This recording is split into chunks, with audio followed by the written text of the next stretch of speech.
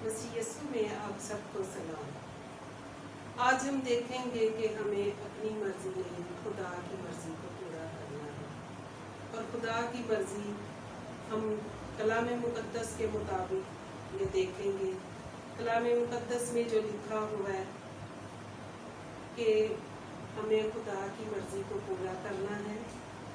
हम देखेंगे पैदाइश 2 बाब और उसकी 18 आयत में लिखा हुआ है कि खुदा ने जब ये ज़मीन और आसमान बनाया, दुनिया की हर एक चीज़ बनाई, तो ये सब कुछ जब खुदा ने बनाया, परिंदे, फिजा, तो जब इंसान को फिर बनाया, आदम को, तो जब आदम को बनाया तो खुदा ने फिर देखा कि सब कुछ अच्छा है, लेकिन आदम का अकेला रहना अच्छा नहीं।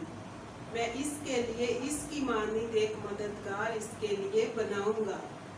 तो जब खुदा ने आदम पर गहरी नींद भेजी और उसकी पसली में से, पसली जो है दिल के करीब है, तो उसमें से एक पसली को निकाला।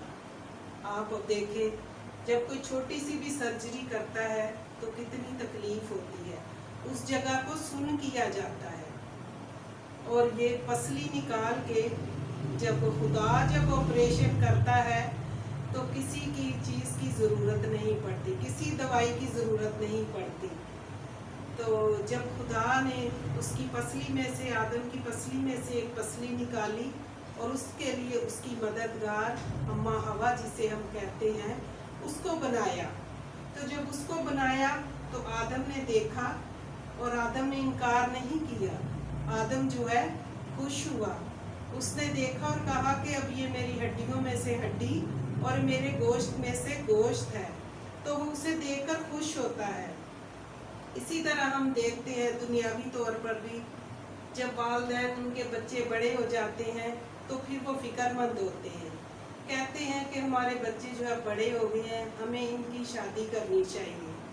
तो फिर वो तलाश करते हैं कि जो अगर बहू लानी है तो वो ऐसे हमारे घराने पर जो है वो ये सही रहेगी, अगर दामाद है तो उसको देखते हैं कि ये हमारे घराने के लिए सही रहेगा।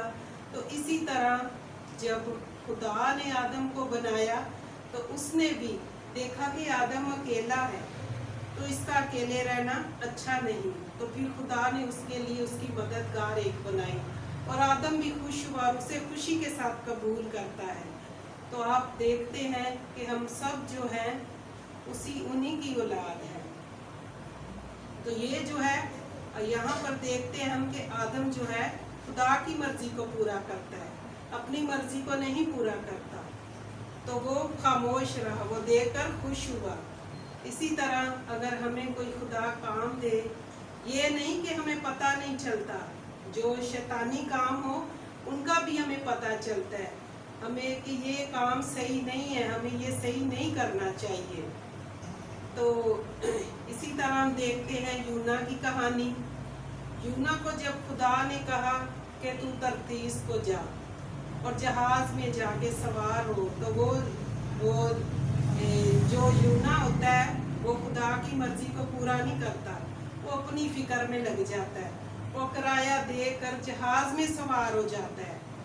तो फिर क्या होता है, आप सब जानते हैं यूना की कहानी से कि जहाज में तूफान आता है, इतना कुछ होता है, लोग परेशान होते हैं, कहते हैं ये किसके सबब है। फिर वो खुद ही बताता है कि ये मेरे सबब से हुआ है, मुझे पानी में फेंक दो। तो खुदा तो हमारे दिल के इरादों को पहले से ही जानता है कि हमारे दिल में क्या क्या है। तो खुदा ने जो है, पता था खुदा को कि इसने ऐसा ही करना है। तो खुदा फिर वो जो यूना है कहता है मुझे पानी में फेंक दो। तो जब उसे पानी में फेंकते हैं तो खुदा ने पहले ही मछली को मुकर्रर कर रखा था। तो यहाँ पर हम देखते हैं कि वो खुदा की मर्जी को नहीं पूरा करता, वो अपनी मर्जी को पूरा करता है। तो फिर उस पर इतनी मुश्किलातें आती हैं और फिर देखते हैं हम तो मछली को मुकर्रर खुदा ने किया और मछली ने फिर उसको अपने अंदर ले लिया, उसने खुदा का हुक्म माना। तो हम देखते हैं वो 3 दिन और 3 रात जो है मछली के पेट में रहा। तो अगर देखें आप 3 दिन रात वो, जैसे अगर आम भी हम एक कमरे में कोई बंद हो जाए तो उसका क्या हाल होगा। तो वो देखें कि हम 3 दिन और 3 रात जो है जूना मछली के पेट में रहा, तो उस पे क्या क्या, वो मछली एक जगह पे तो नहीं रहती, कभी इधर कभी उधर, तो अंदर जो है उसका हम देखते हैं कि जिस्म गल जाता है, उसके बाल उतर जाते हैं। तो फिर जो है उसमें दुआ करता है, मछली के पेट ही में से वो खुदा से दुआ करता है। तो खुदा जो है वो फिर मछली को हुक्म देता है कि इसको अपने मुंह से उंगल दे, खुश्की पर निकाल दे।